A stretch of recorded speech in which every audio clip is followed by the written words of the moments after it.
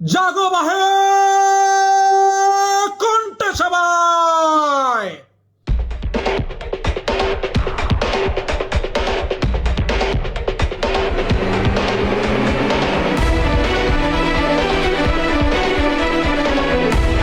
নীলক্ষা আকাশ নীল, হাজার হাজার তারা ওই নীলে অগণিত। আর নিচে গ্রামগঞ্জ হাট জনপদ লোকালয় আছে ৬৯,০০০। ধবল দুধের মতো জ্যোৎস্না তার ঢালিতেছে চাঁদ পূর্ণিমার।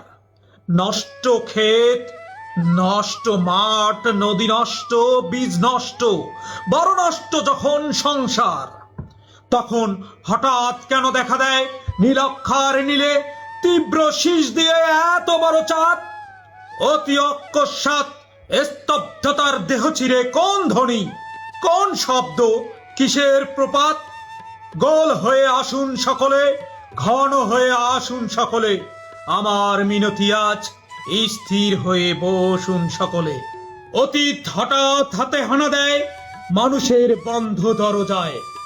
এই তীব্র স্বচ্ছ পূর্ণিমায় নুরল দিনের কথা মনে পড়ে যায়।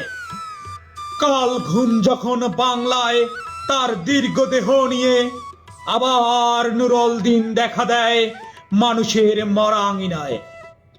নুরল দিনের বাড়ি রংপুরে যে ছিল, রংপুরে নুরল দিন একদিন ডাক দিয়েছিল ১১৮৯ সনে। আবার বাংলার বুঝি পড়ে যায় মনে, নুরল দিনের কথা মনে পড়ে যায় যখন শকুন নেমে আসে এই সোনার বাংলায়।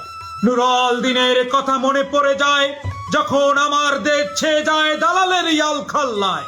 নুরল দিনের কথা মনে পড়ে যায় যখন আমার স্বপ্ন লুট হয়ে যায়।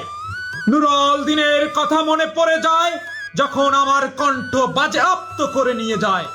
নুরল দিনের কথা মনে পড়ে যায় যখন আমার এই দেশে আমার দেহ থেকে রক্ত ঝরে যায় ইতিহাসে প্রতিটি পৃষ্ঠায়। আসুন আসুন তবে আজ এই প্রশস্ত প্রান্তরে, যখন স্মৃতির দূত জ্যোৎস্নার সাথে ঝরে পড়ে, তখন কে থাকে ঘুমে, কে থাকে ভিতরে, কে একা নিঃসঙ্গ বসে অশ্রুপাত করে। সমস্ত নদীর অশ্রু অবশেষে ব্রহ্মপুত্রে মেশে। নুরল দিনের কথা যেন সারা দেশে পাহাড়ি ঢলের মতো নেমে এসে সমস্ত ভাষায় অভাগা মানুষ যেন জেগে ওঠে আবার এ আশায় যে আবার নুরল দিন একদিন আসিবে বাংলায়। আবার নুরল দিন একদিন কাল পূর্ণিমায় দিবে না। জাগো বাহে।